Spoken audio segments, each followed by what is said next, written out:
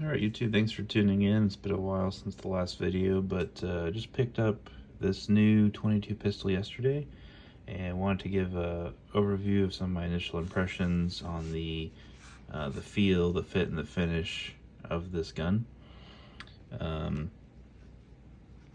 We'll kind of jump in here and then I'll give you some additional thoughts about it. But I mean, first and foremost, the thing that probably sold me about it was the wood grips on the side of this pistol.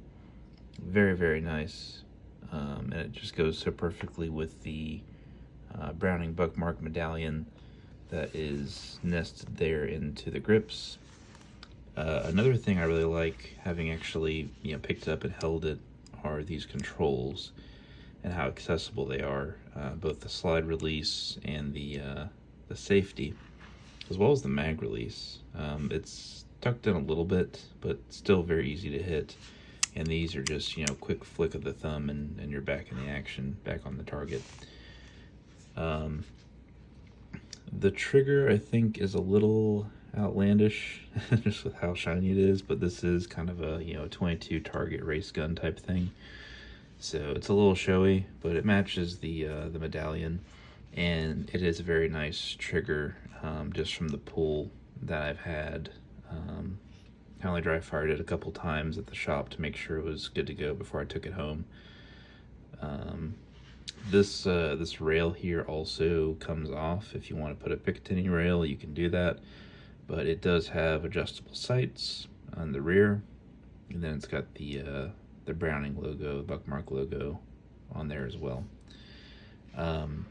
The barrel is crowned, as you can see, which is another very nice aesthetic touch. And then the sides of the barrel are flattened and polished, which I think looks super slick. And is another reason I went with this pistol. The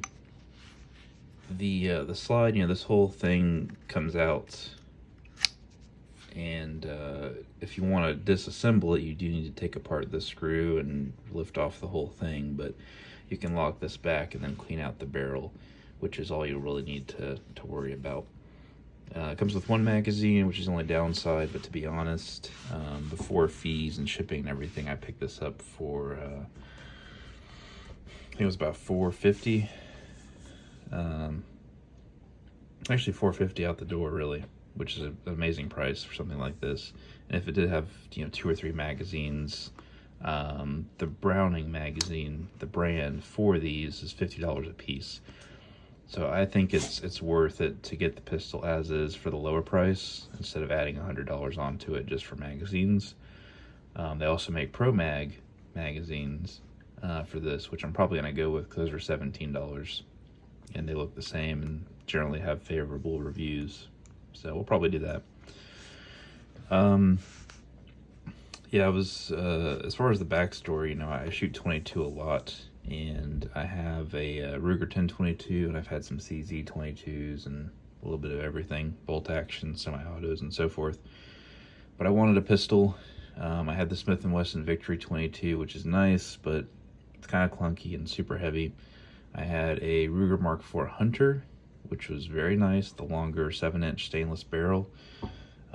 Sold that a while back just because I wasn't shooting 22 pistol as much then. But I've always wanted to get another one for a while. So the Smith & Wesson Model 41 is an absolutely beautiful piece. I still hope to have that one day because of just how much 22 I shoot. But it's $1,000 at least for that pistol.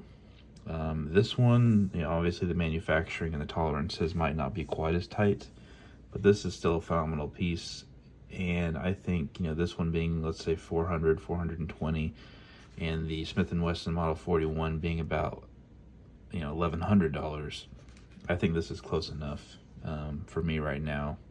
I have a kind of a pick one application per use, per pistol, or per weapon, to kind of meet that need. So if I only had to pick one 22 pistol in the market right now, this is the one. I didn't want anything tactical. I have enough guns like that. I wanted something more classical, more sleek, to go with the Ruger 1022 that I do have. which I think I have another video on, which is that kind of rare laminated engraved wood Ruger 22. Yeah, this one's very nice. The alternative I was looking at was the Ruger Mark IV 2245 light with the cutouts in the barrel and the more elaborate colors. But for my collection, I think this fits in a lot better, and it's more of an heirloom piece, if you want to call it that. So yeah, maybe in the future we'll start doing some more range videos. I don't have as easy access as I used to the range, but I would certainly like to kind of go through and show some of these in action. But anyway, thanks for watching, and have a good one.